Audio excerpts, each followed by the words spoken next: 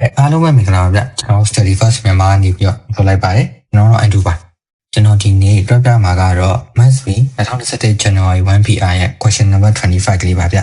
ဒီဟာကလေးက probability ပုတ်စာရေးထဲမှာ challenging ဖြစ်တဲ့ question ဖြစ်တယ်လို့ပြောရမှာဗျဆိုတော့ပထမဆုံးမေးခွန်းလေးဖတ်ကြည့်မယ်ဆိုလို့ရှိရင် A ထဲမှာ marble 12လုံးရှိရယ် B ထဲမှာ marble 15လုံးဗျ A ထဲမှာကျတော့အဝါရောင်9လုံးအနီရောင်5လုံး B ထဲမှာအဝါရောင်10လုံးနဲ့အနီရောင်5ခုကျွန်တော်တို့ free draw ကနေအရင်ဆွဲကြည့်မယ်ဗျ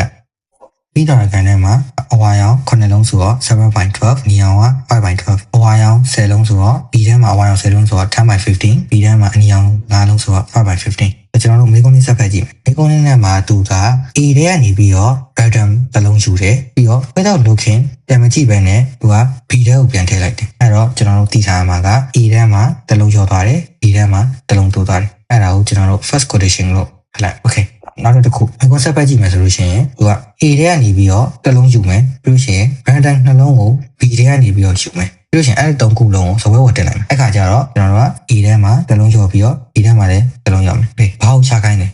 လဲဆိုတော့သူက free marble စပွဲဝတ်တင်တဲ့၃ခုလုံးက same color ဖြစ်ကြမယ်အဲ့တော့ကျွန်တော်ကဒီ quotation က second quotation အဲ့တော့ဒီ second quotation ကလေးက same color ဖြစ်ကြမယ် okay ကျွန်တော်တရားသိပါအဲ့တော့ပထမဆုံးစဉ်းစားကြည့်မယ်ဆိုလို့ရှိရင် first quotation မှာကျွန်တော်တို့ကအဝါရောင်ကြီးယူလိုက်ပြီးတော့ကျွန်တော်တို့နောက်ဆုံး second quotation မှာကျတော့အဝါရောင်၃ခုလိုက်တာဖြစ်နိုင်တယ်ဒါမှမဟုတ်အဝါရောင် first quotation မှာအဝါရောင်ယူပြီးတော့အနောက်က၃ခုမှာအနီရောင်လိုက်တာလည်းဖြစ်နိုင်တယ်ဒါမှမဟုတ်ကျွန်တော်တို့က first quotation မှာအနီရောင်လိုက်ပြီးတော့နောက်က၃ခုကအဝါရောင်၃ခုလိုက်တာလည်းဖြစ်နိုင်တယ်ဒါမှမဟုတ်အနီရောင်၃ခုလိုက်တာလည်းဖြစ်နိုင်တယ်ဗျကျွန်တော်ဒီ probability အနေနဲ့ဒီခုရသွားပြီ okay စဉ်းစားကြည့်မယ်ဒီကုန်းကိုပြန်ကြည့်လိုက်မယ်ဆိုရင်ကျွန်တော် first quotation မှာအနီစက်တစ်လုံးရောပြီးတော့အပီကိုတစ်လုံးပို့မှာဗျအဲ့ဒါကျွန်တော်မှတ်ထားမယ်နော်ပထမဆုံးအရင်ဆုံးတက်ကြည့်မယ်ကျွန်တော်တို့က first quotation မှာအဝါရောင်နောက်ကအဝါရောင်၃ခုလိုက်မယ်ဆိုတော့အရင်ဆုံးတက်ကြည့်မယ်အဲ့ဒါကြတော့အရှင်းမှာအဝါရောင်ဆိုတော့ဒီတိထားမှာတကူကဒီဟာက A ထဲကနေယူမှာဒီဟာက second quotation ကကြတော့ first one ခုကကြတော့ A ထဲကယူပြီးတော့ဒီနောက်ကနှစ်ခုကကြတော့ B ထဲကဗျ okay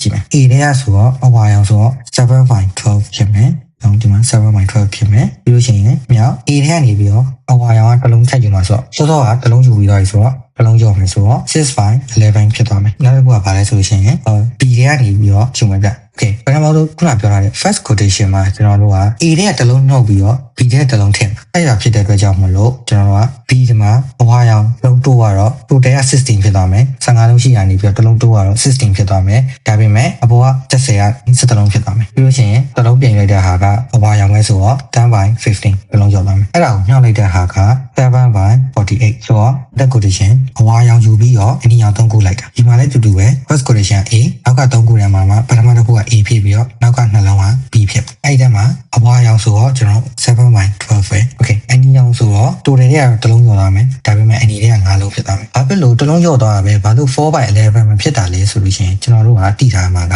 A ထဲမှာအဝါရောင်9လုံးအနီရောင်5ခုအဲ့ဒီထဲမှာအဝါရောင်တစ်လုံးယူပြီးသွားပြီဆိုတော့6လုံးကျန်မယ်အနီရောင်က5လုံးပဲကျန်တော့အဲ့ဒါကြတော့ total 11ဖြစ်သွားမယ်ဒီအနီရောင်ရဲ့တန်ဖိုးက5ပဲမပြောင်းသေးဘူးokay 5/11ဖြစ်သွားပြီးတော့ A ထဲကနေပြီးတစ်လုံးကျော်ထားတဲ့ဟာက B ကိုပေးမယ်ဆိုတော့ကျွန်တော်တို့သိရမှာက B မှာတစ်လုံးတိုးသွားမယ်အဲ့တော့စသူ့မှာ total က15ရှိရအဲ့တော့ကြောင့်မလို့ဒီမှာ16ဖြစ်သွားမယ် 16/5 ဖြစ်သွားမယ်တစ်လုံးတိုးသွားတာပဲဘာလို့ဒီမှာ6မဖြစ်တာလဲဆိုလို့ရှိရင်လုံးတိထားမှာတကူက10လုံးနဲ့5လုံးအဲ့ဒါကအဝါရောင်နဲ့အနီရောင်အဲ့ဒီမှာတစ်လုံးတိုးတဲ့ဟာကအဝါရောင်ဗျအဲ့တော့အဝါရောင်17လုံးဖြစ်သွားမယ်အနီက5လုံးပဲဗျ total ကတော့16ဖြစ်သွားမယ်အဲ့ဒါကြောင့်မလို့အနီပြန်ယူတဲ့အခါမှာကျွန်တော်တို့က5လုံးပဲယူရမှာဗျတစ်လုံးမတိုးဘူးပေါ့ဆိုတော့နောက်တစ်ခုကဒီတန်ဖုတ်တော့တစ်လုံးရောက်မယ်ဆိုတော့ 4/15 ဖြစ်မယ်အဲ့ဒါကိုကျွန်တော်ခဏလိုက်လို့ရှိရင်အဖြေဘယ်လောက်ရလဲဆိုရင် 35/1584 ရမယ်ဗျ okay နောက်တစ်ခု first ကအ